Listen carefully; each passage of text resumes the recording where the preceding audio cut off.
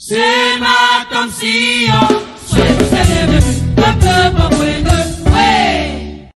Écoutons la voix du berger. Victoire, alléluia, chantons, crions de joie. Jésus-Christ est sorti du tombeau, il est ressuscité, notre Seigneur. Et je voudrais vous saluer ce matin dans son glorieux nom. Que la puissance qui a ressuscité Christ d'entre les morts soit notre partage. Bonne fête de Pâques à chacun de nous dans le nom de Jésus. Nous sommes les disciples de la Passion. Nous sommes les disciples qui sont transformés, renouvelés par les événements vécus par notre Seigneur. Et si tu veux comprendre de quoi je parle, permets-moi de te faire le résumé de la semaine extraordinaire que nous avons vécue avec le Seigneur. La semaine de la Passion pour nous a commencé le lundi où le Seigneur nous a appris que le disciple qui le suit, c'est un disciple qui combat le compromis. Et cela a été l'occasion pour nous de comprendre que Jésus ne négocie pas avec le mal. Non. Et le disciple qui veut suivre Jésus doit savoir qu'il est appelé aussi à faire de même. Il a dit, vous serez saints, car je suis saint. C'est l'appel que le Seigneur nous lance. Et je voudrais prier avec toi ce matin. Seigneur, je prie que tu donnes à tes disciples, à tes enfants, le zèle pour ta maison. Je prie que tu purifies chacun de toutes sortes de compromis et que tu fasses de nous des disciples sans tache pour ta gloire. Dis Amen. Le mardi, ça a été l'occasion pour nous aussi d'apprendre que le disciple aime la vérité. En ce sens que Jésus est notre modèle. Il a confronté le mensonge sans compromis.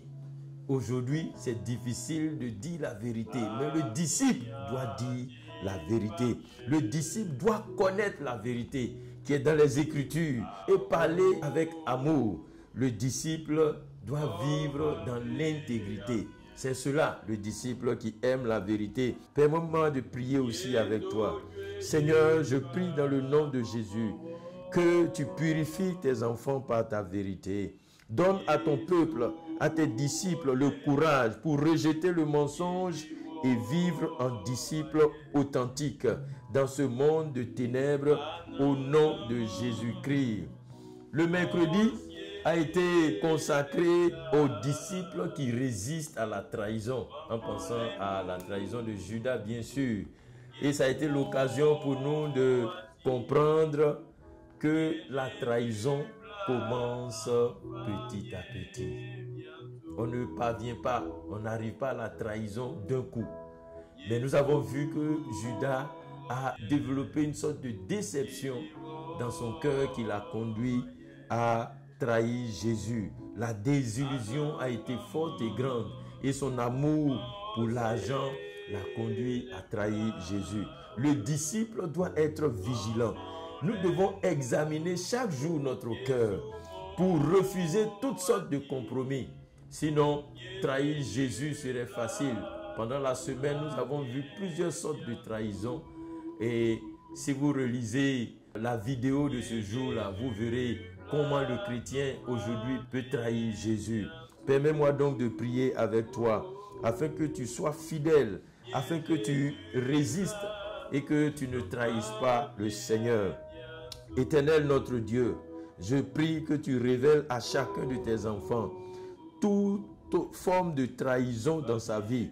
Les trahisons que tes enfants mènent consciemment ou inconsciemment. Je prie que tu leur donnes la force de te rester fidèle, même dans les petites choses, dans les détails. Donne à ton Église, donne à tes disciples de te rester fidèle. Je prie Seigneur, afin que tu nous gardes de te trahir.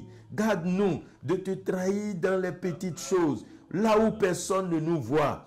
Garde-nous de te trahir.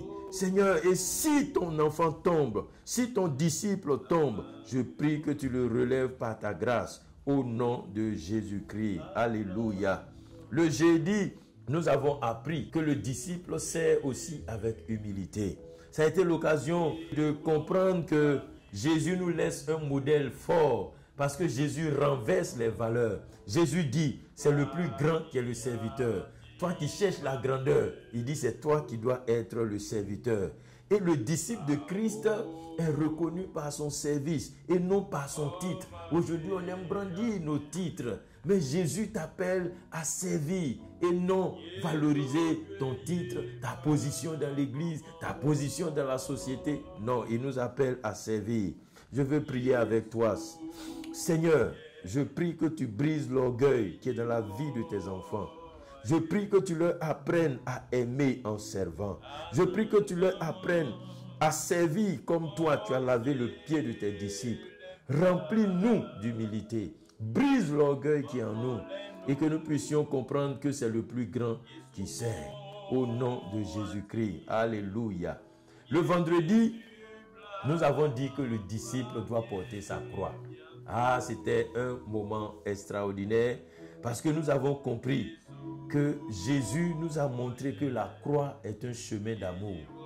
Être capable de porter la croix, c'est témoigner notre amour pour Dieu. Et Jésus l'a fait et il appelle les disciples aussi à porter leur croix chaque jour. Il dit, celui qui veut me suivre doit renoncer à lui-même et se charger de sa croix pour me suivre chaque jour. Et nous avons appris que le disciple peut transformer sa croix, peut transformer ses épreuves en occasion de louange. Oh, permets-moi de prier avec toi ce matin. Seigneur notre Dieu, apprends-nous à embrasser notre croix. Apprends-nous à accepter notre croix. Apprends-nous à porter notre croix avec amour. Seigneur, si ton enfant, ton fidèle, ton serviteur tremble, rappelle-lui ton sacrifice. Rappelle-lui que tu as tenu ferme pour plaire à Dieu, pour accomplir la volonté de Dieu. Fais que nous puissions comprendre que nos blessures peuvent être des sources de vie. Nos épreuves peuvent être des sources de joie. Nos tribulations peuvent être des occasions de louange pour nous-mêmes et pour les autres, pour ceux qui nous entourent. Aide-nous à porter notre croix chaque jour. Alléluia. Et le samedi, ça a été l'occasion pour nous de dire que le disciple espère malgré les ténèbres. Alléluia. Et nous avons compris ce jour-là que l'espérance du disciple peut toujours et doit toujours briller dans l'obscurité, malgré les ténèbres. Notre espérance doit toujours briller parce que Jésus a vaincu la mort. Dans le silence, l'espérance peut briller. Dans les ténèbres, l'espérance doit briller. Dans l'obscurité de la tombe, notre espérance doit demeurer. Nous ne devons pas nous décourager comme les disciples, mais savoir que le Dieu qui a dit, le Dieu qui a fait la promesse est capable de la tenir jusqu'au bout. C'est pourquoi nous sommes des porteurs d'espérance dans ce monde. Le chrétien, c'est celui qui vit par espérance. Nous espérons que notre Dieu reviendra. Nous espérons que si nous mourons, nous ressusciterons avec lui. Notre vie est une vie d'espérance. C'est pourquoi je veux prier avec toi ce matin, afin que Dieu te remplisse d'espérance et de joie maintenant. Seigneur, apprends-nous à espérer comme Job. Apprends-nous à espérer et à attendre comme David. Apprends-nous à voir ton œuvre comme les disciples d'Emmaüs. Quand les ténèbres nous entourent, quand les ténèbres entourent tes enfants, rappelle-leur que tu prépares une aube glorieuse. Rappelle-leur que tu prépares quelque chose d'extraordinaire. Rappelle-leur que même dans l'obscurité, un miracle est en cours. Rappelle-leur que même dans les ténèbres, des choses extraordinaires sont en train de se préparer. Oui, ce n'est pas ce que nous voyons qui compte, mais ce sont ces choses invisibles qui découlent de tes promesses, qui découlent de ta parole. Seigneur, donne-nous de tenir ferme dans l'épreuve au nom de Jésus-Christ. Et nous avons terminé aujourd'hui en rappelant que le disciple doit annoncer l'évangile, annoncer la parole avec puissance. Parce qu'il est ressuscité, nous n'avons plus peur. Parce qu'il est ressuscité, nous n'avons plus honte. Bien-aimés, levons-nous et ne chantons pas sa résurrection seulement, mais allons vers le monde, car c'est la mission qu'il nous a confiée. Allons vers le monde et annonçons Christ.